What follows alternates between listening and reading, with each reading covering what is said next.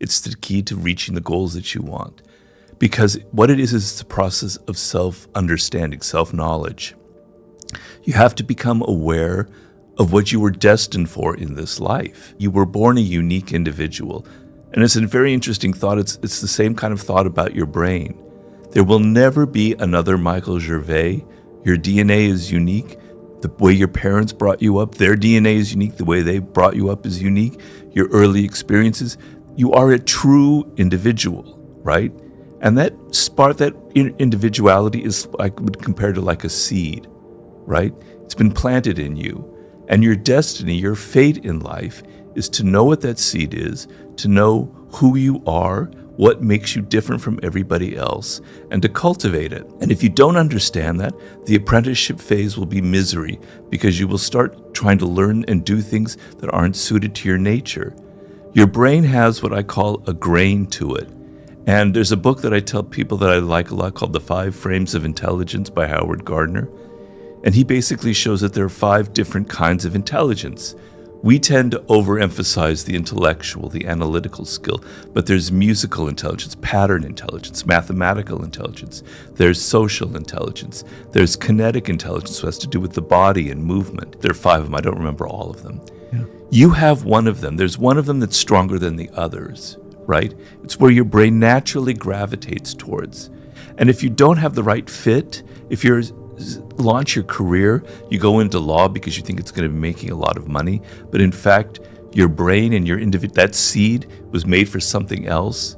You're going to end up hitting a wall at some point. You're going to be burning yourself out, and your life will take bad turns, and things will, you will never reach the goals that you want.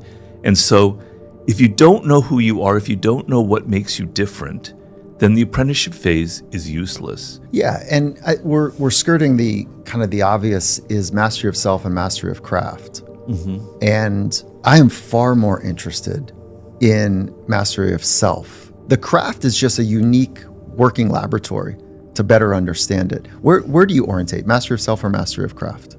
Well, these are words, and really mastery is an organic whole, and it's kind of hard to separate the two, because yourself is the craft and the craft is yourself. So the dividing line is very fluid. And so the craft is what's training you. Like writing books has changed me. I'm not the same person. I am the person who writes the books, right? And yet I bring myself to it. And to reach that level, I've had to master myself. And it's been a very arduous, difficult process. It took me many years. I didn't have success until I was basically 38, 39 years old. I was up till then quite a bit of a failure. So the process of mastering myself was very, very difficult, but you can't separate that from mastering the art of writing, So if you're just mastering yourself, but you're not doing it for something, it's not connected to a goal, it's not connected to something concrete, then it won't mean anything. We have to live in a physical world. We have to be concrete, physical creatures. And the craft has limitations. You can't do anything. If you're mastering the piano, you can't just play anything. You have to learn the technique. You have to learn scales. There's a process, and it limits you. And working within those limitations develops you as a person, right? So the actual craft itself, the limits that it presents, and the process of mastering them is what will help you master yourself. You can't separate the two. So I frame it as mastery of self through craft. Okay. So craft is, I like how you're saying there's limitations to it. I like that. And I agree in so much that I'm not that interested in what the craft is. It's almost like the excuse for the internal world that we all inhabit to be better understood. You pointed to the importance of self-discovery prior to apprenticeship. Yeah. So let me just go back to that. Sure. How do you think that people ought to better understand who they are? And or, if you want to take it a second turn on it, what their purpose in life might be? Well, you're working against a culture that is trying to make it harder for you to do that, because everything is externally oriented. Social media, what are other people doing? All of your attention is focused outward on what's going on in the culture, what other people are sending signals through your phone. And so The ability to look inward at who you are is harder than ever before. It wasn't when I was growing up. I was an introvert, and it was kind of a natural process. If I were growing up now, I don't think I would have developed the same way, obviously.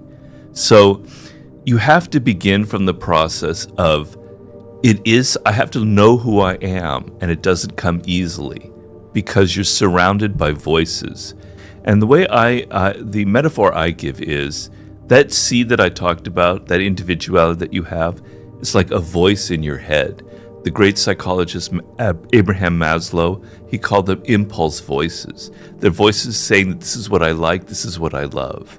And as you get older, you accumulate the voices of your parents, your teachers, your peers, the culture at large, and it drowns it out. You can't hear yourself anymore. You can't hear that impulse voice of what makes you an individual, of what makes you different, of what you love.